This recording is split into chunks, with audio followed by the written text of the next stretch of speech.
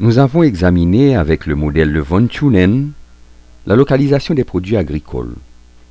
Le problème que tente de résoudre Thunen est celui du choix de culture d'un produit agricole situé à un endroit donné. Avec Alfred Weber, nous allons étudier la localisation des industries. La préoccupation de Weber est en quelque sorte l'inverse de celle de von Thunen. Il s'agit de trouver la meilleure localisation pour une industrie donnée. Weber considère 3 facteurs dans la localisation des activités industrielles. Les coûts de transport des matières premières et du produit fini, les variations spatiales de salaire, les économies et déséconomies d'agglomération. Nous allons étudier un modèle simplifié de localisation en fonction du coût de transport.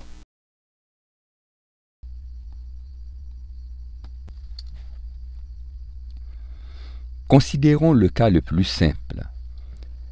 Un bien est produit à partir d'une seule matière première et est destiné à un seul marché.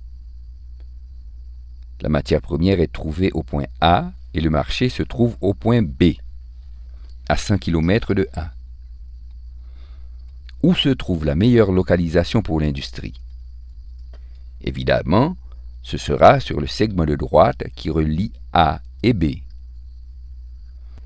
Admettons que le transport de la matière première coûte 5 unités monétaires par kilomètre et que celui du produit fini coûte 4 unités monétaires par kilomètre.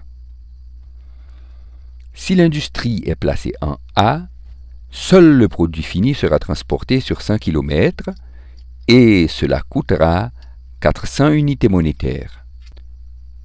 À mesure que l'on s'éloigne de A, le transport du produit fini coûtera 4 unités monétaires de moins par kilomètre.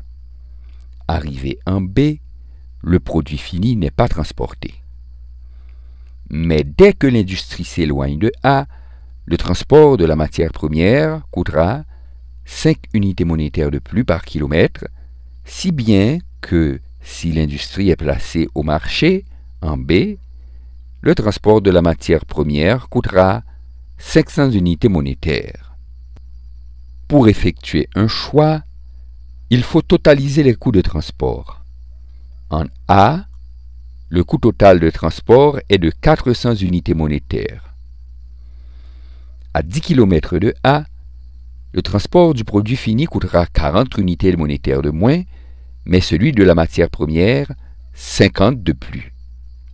Le coût total de transport augmentera donc de 10 unités monétaires. Ce coût augmentera à mesure que l'on s'éloignera de A. En B, ce coût sera de 500 unités monétaires.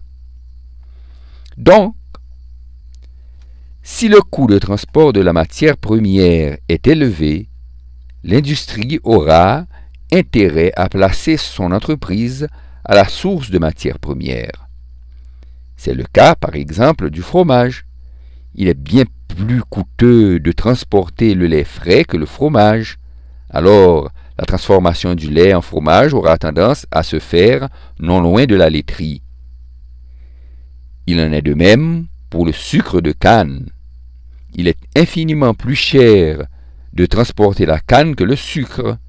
Alors, l'usine sucrière sera localisée dans la zone de production de la canne. Admettons maintenant que le transport du produit fini coûte 7 unités monétaires. Si l'industrie est placée en A, seul le produit fini sera transporté sur 100 km et cela coûtera 700 unités monétaires. À mesure que l'on s'éloigne de A, le transport du produit fini coûtera 7 unités monétaires de moins par kilomètre. Arrivé en B, le produit fini n'est pas transporté. Mais dès que l'industrie s'éloigne de A, le transport de la matière première coûtera 5 unités monétaires de plus par kilomètre. Si bien que, Si l'industrie est placée au marché, en B, le transport de matières premières coûtera 500 unités monétaires. En A, le coût total de ce transport est donc de 700 unités monétaires. À 10 km de A, le transport du produit fini coûtera 70 unités monétaires de moins, mais celui de la matière première, 50 unités monétaires de plus. Le coût total du transport diminuera donc de 20 unités monétaires. Ce coût diminuera à mesure que l'on s'éloignera de A. En B, le coût sera de 500 unités monétaires au lieu de 700. Donc, si le coût de transport du produit fini est élevé, l'industriel aura intérêt à placer son entreprise à la destination du produit fini, au marché. C'est le cas des boissons gazeuses. À toute fin pratique, l'eau se trouve partout, ce qui fait qu'il n'est pas nécessaire de considérer son coût de transport dans les calculs. La boisson gazeuse coûte bien plus cher à transporter que les matières premières, telles que l'essence, utilisée pour la saveur, les colorants et le gaz carbonique. Donc, il y aura une tendance à ce que les boissons gazeuses soient produites près du marché.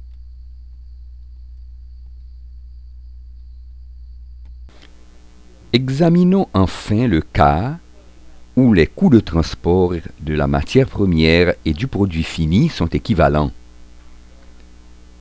Le coût de transport total est le même partout entre A et B. L'industrie pourrait, toutes choses étant égales, être placée n'importe où entre la source de matière première et le marché.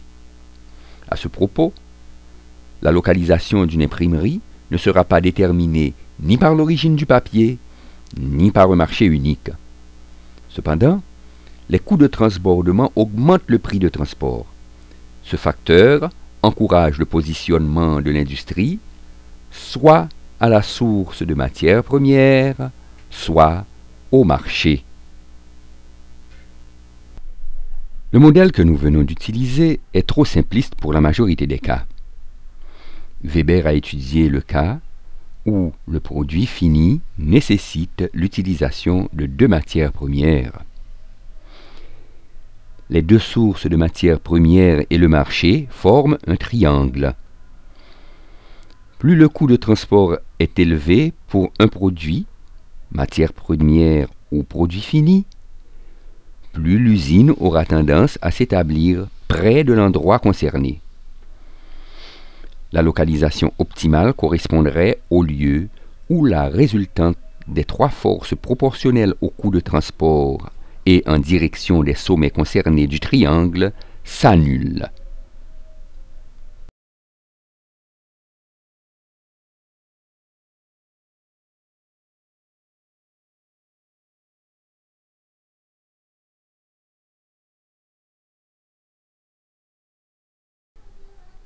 Le coût de transport n'est pas le seul facteur déterminant la localisation d'une usine. Weber avait considéré les salaires et l'effet d'agglomération. Des salaires relativement bas peuvent attirer l'industrie. Une agglomération très petite attirera difficilement une usine parce qu'une agglomération plus grande facilitera l'accès à différents services et aux différentes compétences nécessaires au fonctionnement de l'usine. C'est ce qu'on appelle une économie, mais une trop grande agglomération produit des effets négatifs. Les embouteillages sont un exemple de ces effets, de même que les problèmes environnementaux. C'est ce qu'on appelle des déséconomies. Le choix de la localisation d'une industrie implique la combinaison d'un ensemble complexe de facteurs. Des facteurs politiques, par exemple, les gouvernements centraux et décentralisés peuvent encourager l'établissement d'industries sur leur territoire. Des facteurs culturels, telles les aptitudes, compétences et goûts développés par une population, des facteurs naturels tels que la topographie. Mais il est incontestable que les facteurs économiques sont primordiaux et que leur étude est précieuse pour effectuer des choix judicieux.